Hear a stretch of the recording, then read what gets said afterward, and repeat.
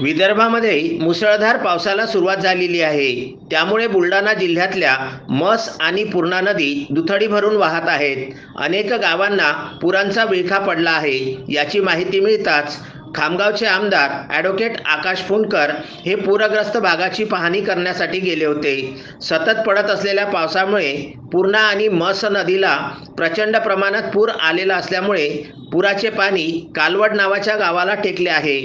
पूर पातळीत वाढ होण्याची शक्यता नाकारता येऊ शकत नाही। यासाठी कालवड या गावात जाऊन तेथील नागरिकांना सुरक्षित स्थळी हलविण्याबाबत सूचना तहसीलदार शेगाव यांना देण्यात आल्या।